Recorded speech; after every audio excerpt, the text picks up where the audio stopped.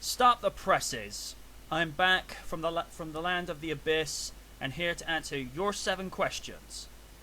And we start off with one of my loyal subscribers on both YT and DA, Firebird Freak 87.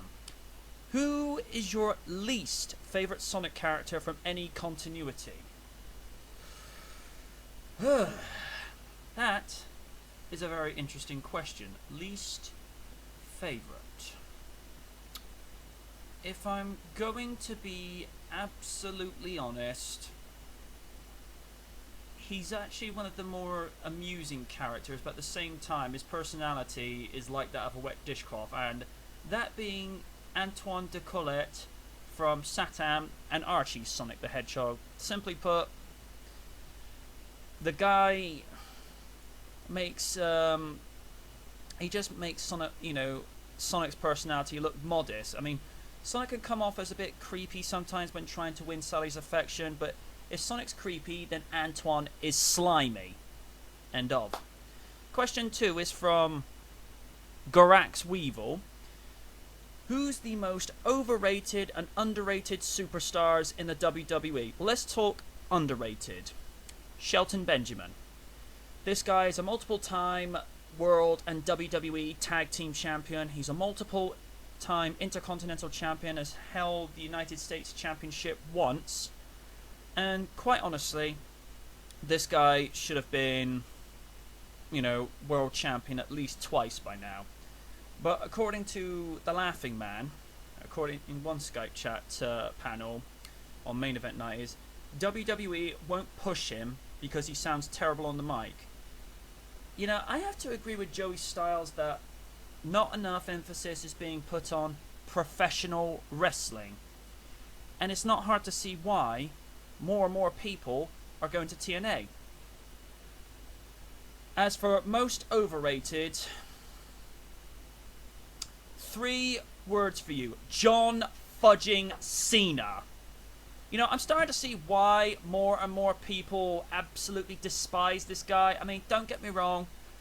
I like the guy. I mean, he does make up for an effort, whereas he doesn't do it so well, in terms of coordination. I mean, Triple H said the guy's so uncoordinated, he probably fell off the table on his own. But yeah, Cena is overrated, and it's not hard to see why guys like Kurt Angle left WWE for TNA, because he got opportunities there. Because, alright, Kurt, if he's given the right lines and the right storylines, he can progress well, but not enough was being focused on his natural given ability, which is to wrestle. Now, guys like Triple H, they've got the best of both worlds. They can talk the talk on the mic, but they also know how to back it up. And trouble is, with WWE gone PG, Cena has suffered even more so. So whenever Cena talks now, you can rest assured some 7 billion ears are bleeding around the world, because they don't want it from this guy anymore. Vince, take a hint. Take him off the roster for a while. Make him make more movies that no one will watch. We've had enough. Question 3 is from Samayan 2002-4. What's your 5 favourite KITT functions? Well, I can safely say my most favoured, my number 1 favourite KITT function is Turbo Boost. I mean, come on, Carlet Turbo Boost. Second would be Automatic Pilot. Third would be the Microwave Jammer, because you never know when you might need that. Number 4, Ski Mode. I mean, it's always cool to do little things like that. And obviously, I mean, I ranked all these, all at the top level, so none of them are being put down or put over one another. The other being KITT being able to talk to you. How's that? Question 4 is again from Gorax Weevil. Do you think TNA will start a Friday Night War at all? Something to compete against SmackDown. Honestly, I think they should. Because, alright, when you put Raw up against SmackDown, I will get to the point in a minute. When you put Raw up against SmackDown, it's night and day. You can't really compare the two. I mean, Raw has always been live. you know, uncensored, unpredictable, you know, and uncompromising. Where SmackDown, because they're essentially on what we refer to in the UK as a terrestrial network, they have to abide by certain censorships. But unfortunately, so does Monday Night Raw now. Thanks, Vince! But comparing TNA Impact to Monday Night Raw, TNA is more about wrestling, and seriously, Bischoff, Hogan, 6-sided ring, not 4-sided. That's what made TNA different and stand out and be so unique.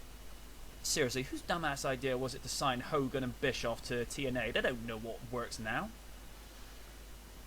I think they probably will, but it'll probably be a year before that happens. And questions 5 and 6 is again from Gorax Weevil. If you ever went to the States, what's the main thing you'd want to see? I don't think there'd ever be one singular place or aspect of the United States that I would want to go see over everything else. I mean, sure, I'd love to go to New York and go to the shopping district, or go to Florida and go to all the amusement parks and whatnot, and obviously go to Hollywood for the movies. But I'd like to see quite varied aspects and not just one aspect of the States. And which WWE stars or free agents should go to TNA?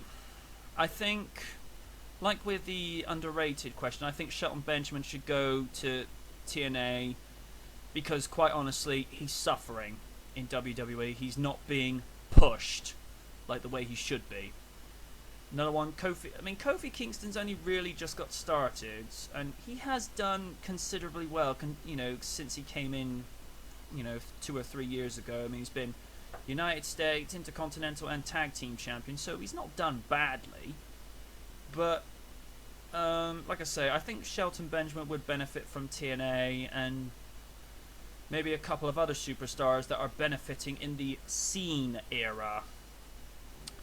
And question 7 is from Random DCE. He's still being random on YouTube even though he's not there anymore. Question 7 is, why do horses grow in flowers? I have no idea, but thanks for asking anyway. Okay, sorry episode 4 has taken so long to do, but when I have no 7 questions, guys, I can't do an episode. And no, I'm not going to shorten it to 5 questions because, well, that'll get people over at WWE raising a few eyebrows, and that's the last thing I need, considering I had 1 video taken down, considering I was under the fair use clause. Yeah, thanks a lot, guys. Ugh. Like Nightwatch, good night from the night. See you in episode 5.